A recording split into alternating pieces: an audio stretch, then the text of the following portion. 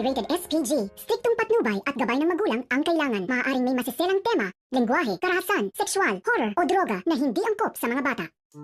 Lumiliit na nga ang tsansa nitong si Jasmine para sa kanyang sarili. Tila sinusukuan niya na nga rin ang kanyang sakit. Subalit pahayag nitong si Marge na ginagawa nila ang lahat para madugtungan ang buhay nitong si Jasmine. Nagkataon lang na wala pa silang nakukuhang kamatch para dito sa kanyang anak. Kaya hiniling nitong si Marge na lumaban pa si Jasmine dahil marami umano ang nagmamahal sa kanya. Sa kabilang banda, laking gulat naman ni Regina nang biglang magbago ang desisyon nitong si Greg. Una kasi ay nais na nilang palayasin itong si Yoli. Binigyan pa nga nila ito ng taning para makahanap ng kanyang bagong mapapasukan. Subalit dito nga kinausap ng personal ni Manang Yoli itong si Greg. Hindi nga raw aalis itong si Manang Yoli dahil matagal na nga raw siyang katulong ng mga turikampo at hindi rin siya papayag na basta-basta na lamang siyang paaalisin nitong si Greg. Kaya naman hinamon niya itong si Greg na kung sesasantihin niya ito ay mas mabuti pang ipaalam na lang na lahat ni Yoli ang mga sikretong tinatago nitong si Greg. Bagay na kinakatakutan nitong si Greg, kaya naman sumang-ayon na lamang si Greg sa kagustuhan nitong si Yoli dahil matanda na rin ito at malaking bagay ito para sa kanila. Kaya naman nang maggulat itong si Regina sa mga sinabi nitong si Yoli. Sinabi nga ni Yoli na nagbago na umano ang desisyon ng kanyang Sir Greg at hindi na umano siya patutuloyin pang palayasin. Kaya naman galit na sinugod ni Regina ang kanyang asawa, sabay sabi na hindi nga raw nila ito pinag-usapan. Planado na umano ang pagpapaalis kay Yoli lalo't si Yoli ang dahilan kung bakit paulit-ulit nga nagkakaroon ng problema ang kanilang pamilya dahil sa pangingialam nito. Subalit desidido na itong si Greg na hindi niya na itutuloy ang kanyang balak na palayasin lalo pat si Yoli ang kanilang pinakamatagal na mayordomang katulong sa kanilang mansyon.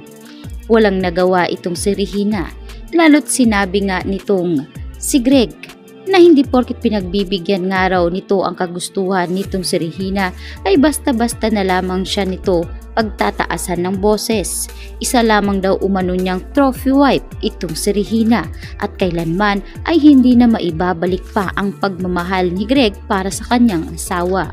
Tila nasaktan si Regina sa mga binitawang salita ng kanyang asawa at humantong pa nga ito sa kanyang pag-iyak. Lumabas na lamang ng opisina itong si Regina na tila may bigat sa dibdib. Maya-maya pa ay hinatira na rin siya ng tsaa ng kanilang mayordomang si Yoli at hindi nga nagugustuhan nitong si Regina ang tila pagiging malapit ni Yoli sa kanya na para bang walang nangyayari. Sa di sinasadya ay nabuhusan nga ni Yoli ng mainit na tsaa ang tuhod nitong si Regina. Kaya galit na galit nga itong si Regina at dito nga sana niya bubuhusan ng mainit na tsaa ang mukha nitong si Yoli. Mabuti na lamang at dumating itong si Marge. Agad ngang inawat ni Marge ang dalawa. Sinabi ni Marge na kung hindi titigil itong si Regina ay mapipilitan siyang sumagot dito. Kaya naman natahimik itong si Regina at umalis na lamang. Laking pasasalamat ni Manang Yoli dahil dumating itong si Marge dahil kung hindi ay baka lapnos na ang kanyang mukha sa mainit na tsaa na ibubuhos sana ni Regina sa kanya. Kaya naman itong si Yoli, dito niya sinabi kay Marge na napakabait umano nito at siya lamang ang kakaiba sa pamilya. Ano nga ba raw ang kanyang maitutulong para kay Marge? At dahil itong si Marge ay tila desperada na sa kakahanap ng magiging donor ng kanyang anak, ay dito niya hiniling kay Manang Yoli na sana ay makahanap ng magmamatch para sa kanyang anak na si Jasmine. Hindi umano niya kakayanin na mawalan siya ng anak.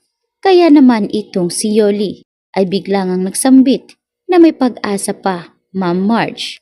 Bagay na pinangahawakan ngayon ni Marge. Kaya naman, dali-dali ngang pumunta itong si Manang Yoli sa kanyang kwarto at meron nga itong kinuha na tila gutay-gutay na papel. Ito pala ang paternity test na isinagawa nitong si Thea noon at Paulo na nagmatch naman dito kay Ashley. Si Ashley nga ang anak ni Paulo dito kay Thea. na kung saan hindi nga matanggap ito ni Paulo at agad niyang pinunit ang naturang maternity paper.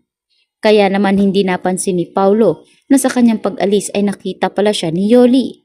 Nagtataka itong si Yoli kaya dali-dali niyang dinampot ang mga bawat pirasong papel at dito niya dahan-dahang binuo. Dito bumungad kay Yoli ang isang naturang papel na nagsasaad at nagpapatunay na anak pala ni Paulo at Thea itong si Ashley. Walang nakakaalam maliban dito kay Greg.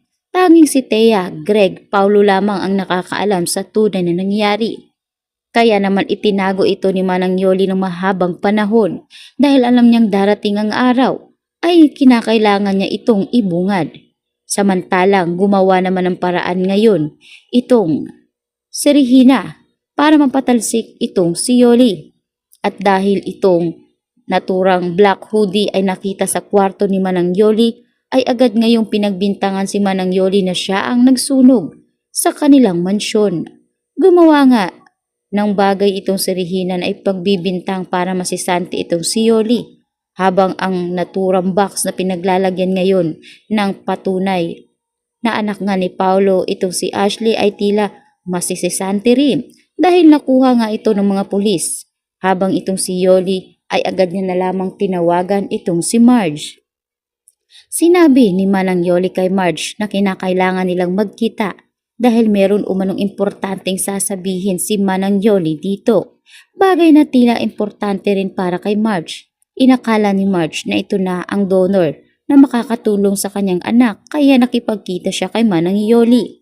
At dito nga ibinigay ni Manang Yoli ang papel na magpapatunay ng lahat. Nakita ito ni Marge at hindi siya makapaniwala sa kanyang mga nakita dahil mismo ang sekreto ni Paulo ang bagay ngayon na makakatulong sa kanyang anak. Ngunit ang ikinakasama ng loob umano nitong si Marge ay kahit alam na ni Paulo na tagilid na ang sitwasyon ng kanilang anak, ay bakit hindi nagawa nitong gumawa ng paraan? O di kaya'y sabihin na lamang kay Marge. Lalo't ayaw nga ni Marge na mawalan siya ng anak.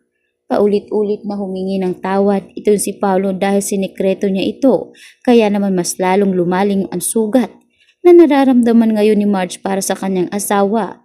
Hindi lang para sa kanyang asawa kundi sa kanyang buong pamilya dahil tanging siya na lang pala ang hindi nakakaalam ng buong katotohanan. Kaya makailang ulit niyang sinaktan ni Marge itong si Paulo at isinusumpa umano ni Marge na kapag natapos ang problema ay kakalimutan niya si Paulo.